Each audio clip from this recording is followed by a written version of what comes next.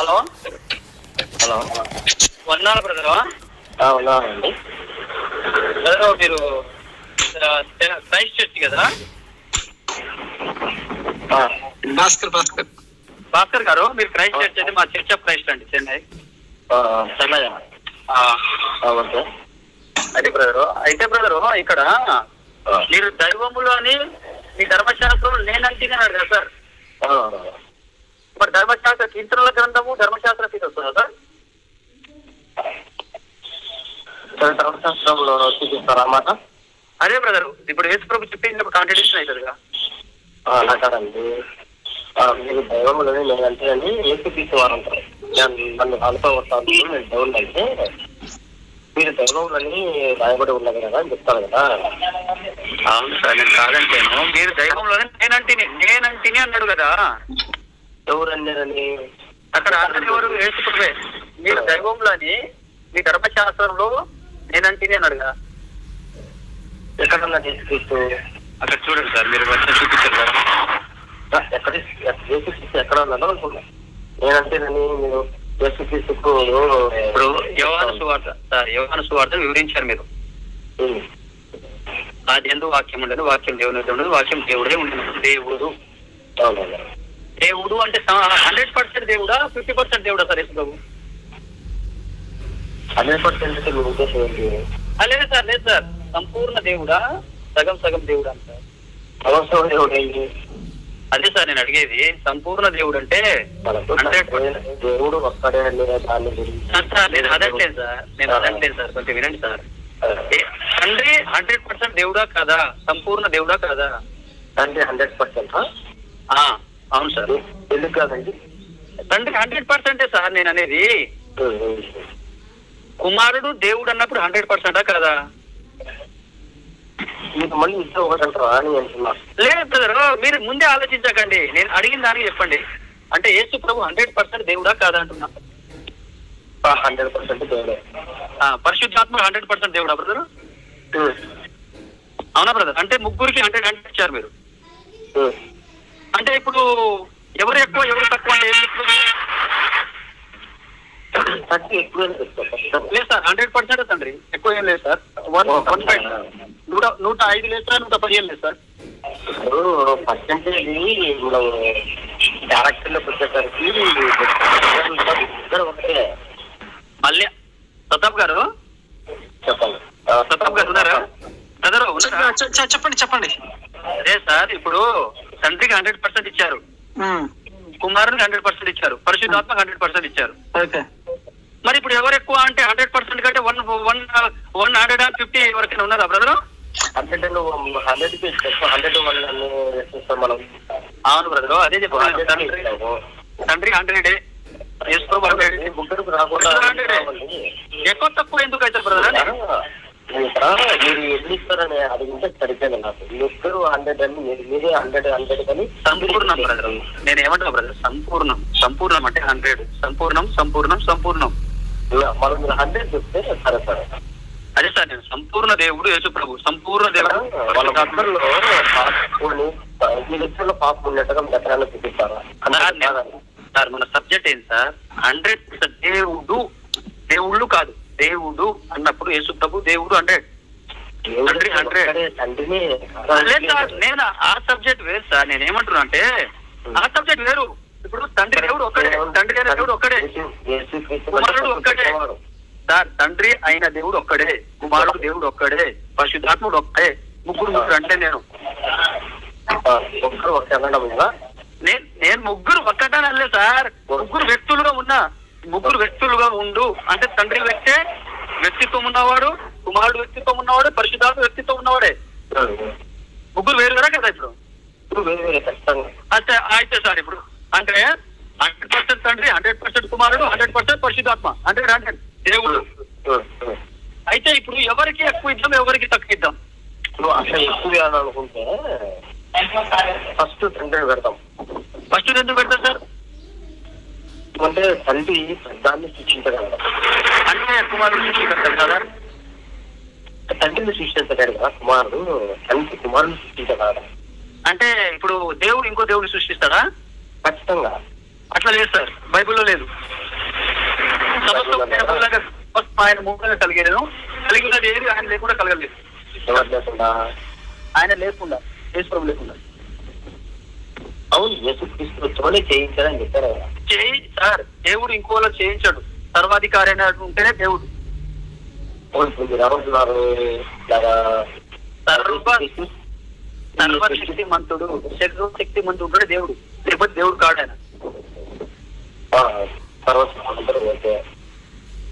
అధికారి, సర్వ అధికారి ఉంటేనే దేవుడు, లేకపోతే దేవుడు కాడు. అంటే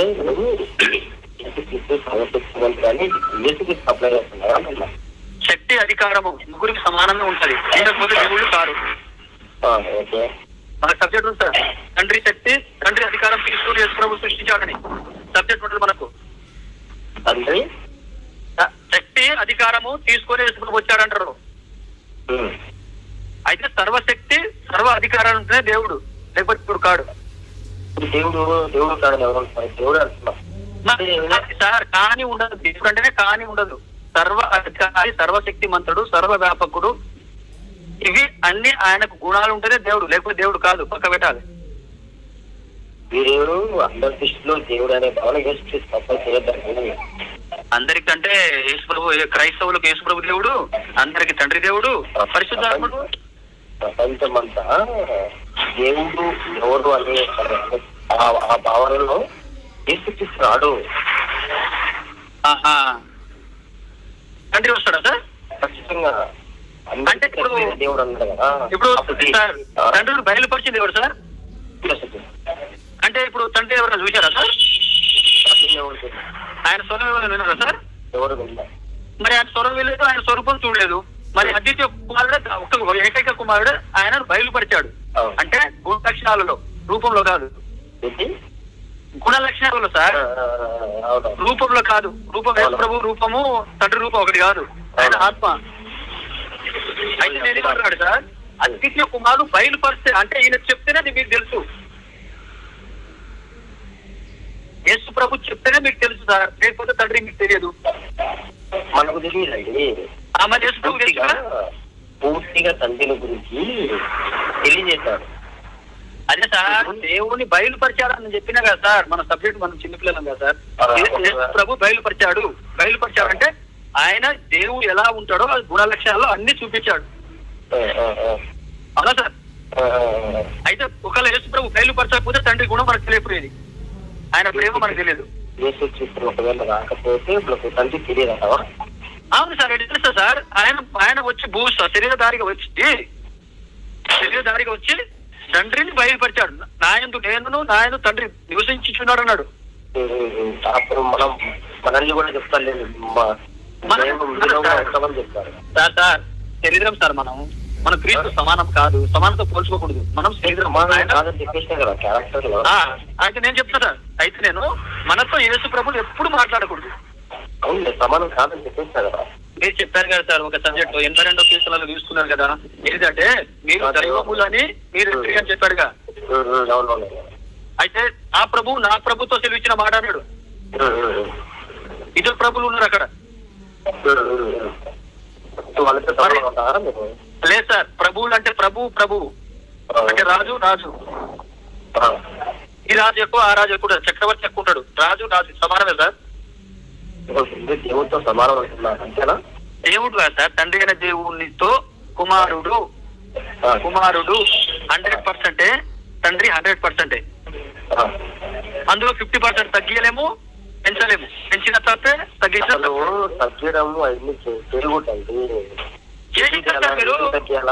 మీరు చేశారు. ఎందుకంటే తండ్రి దేవుడు ఒక్కడే, కానిలోనూ ఉంది హాని.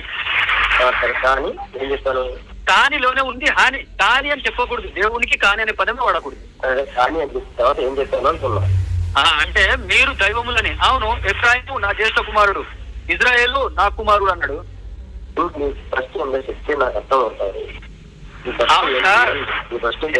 సార్ వాక్యాన్ని మీరు ఏం చేస్తారు? వాక్కు అనే పదాన్ని మీరు ఏం చేశారంటే, వాక్కు ఇప్పుడు మీరు చెప్పింది అక్కడ వివరించారు.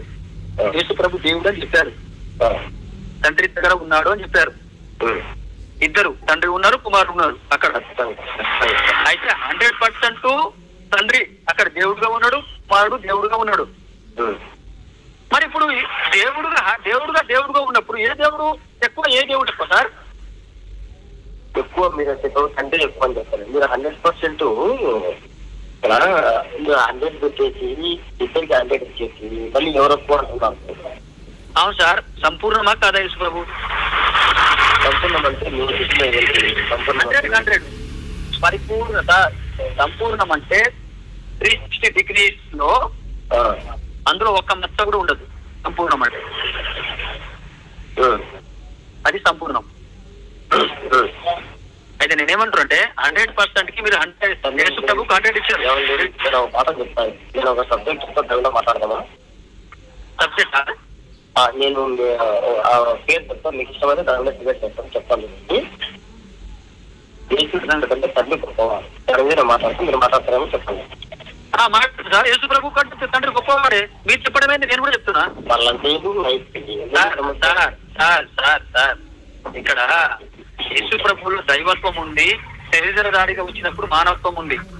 మానవత్వం మాట్లాడారు, దైవత్వం కూడా చూపించాడు. అవును సార్. రెండు ఇప్పుడు సార్ మీరు థియాలజీ చేశారుగా, థియాలజీలో మీ ఇప్పుడు సిఎస్టీలో మీకు అక్కడ థియాలజీ మీకు వేరేది ఉంటుంది, కానీ ఇక్కడ థియాలజీ సబ్జెక్ట్ లో క్రిస్టోస్ అని ఉంటుంది. క్రీస్తులో డివినిటీ ఉంటుంది. డివినిటీ అంటే ఏంటిది? మానవత్వం ఉంటది, శరీరంలో మానవత్వం ఉంటది. ఆయన ఆత్మపరంగా చూస్తే దైవత్వం ఉంటది. దైవ మానవుడు యేసు ప్రభు. అయితే మీరు ఇక్కడ మాట్లాడింది శరీరంగా మాట్లాడిందా, ఇక్కడ దేవుడుగా మాట్లాడిందా? శరీరంగా వచ్చినప్పుడు ఆయన దైవత్వాన్ని కూడా నిరూపించుకున్నాడు. శరీరంగా మాట్లాడిందా?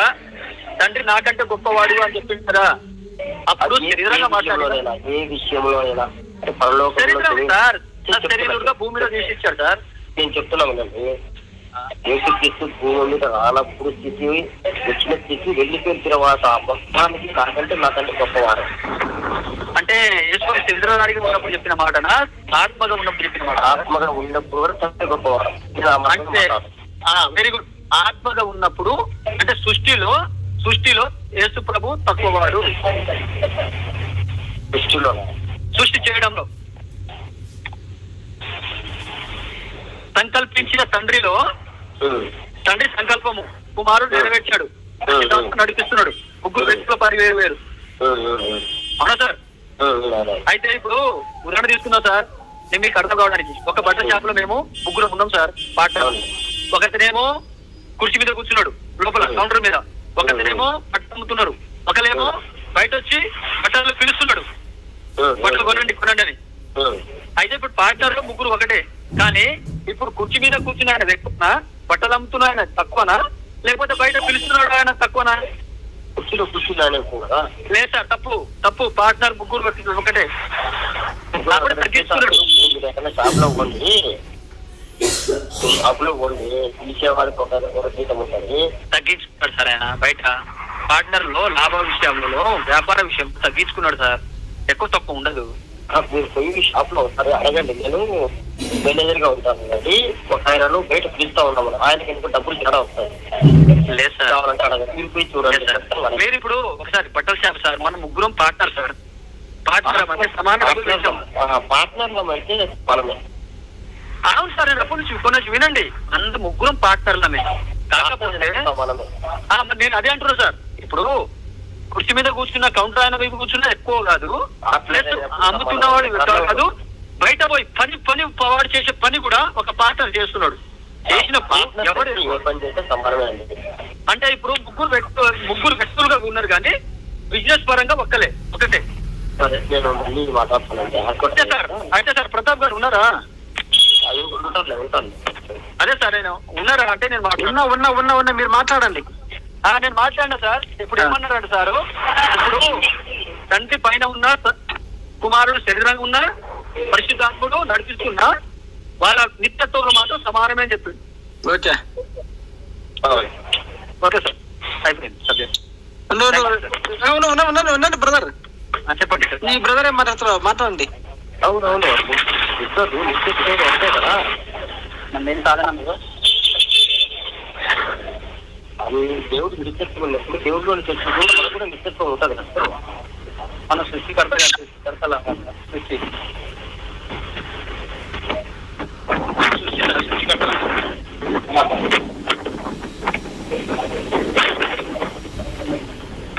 డాక్టర్ గారు సార్ చెప్పండి. అదే సార్ మనం సృష్టికర్తలం కదా సార్. సృష్టిలో దేవునితో సమానం కాలేదు సార్ మనం కాలేము లేండి. అత్యధికం సార్ మనం ఎట్లా సమానం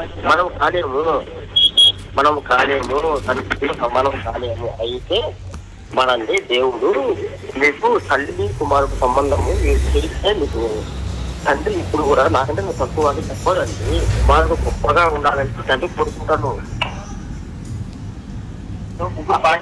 అట్లాంటి తండ్రి కంటే గొప్పవాడు కుమారుడు కాదు సార్. ముగ్గురు పాడతాను సార్. ముగ్గురు పాడతారు నాకంటే గొప్పవాడా? ఆయన తెలివి లేనివాడా సార్? సార్ వినండి సార్, ఇప్పుడు ముగ్గురు పాడతారు సార్. మనం ఏమంటాం? నాకంటే తెలుగులో రాబాయి, నాకంటే తెలుగుంతుడు రాబాయి, నాకంటే ఎక్కువ జ్ఞాపకాలు కాబట్టి వ్యక్తి అంటాం. కానీ ఆయనంత మాత్రాన ఆయన ఎక్కువ అవుతాడా? పాటల్లో సమానమే.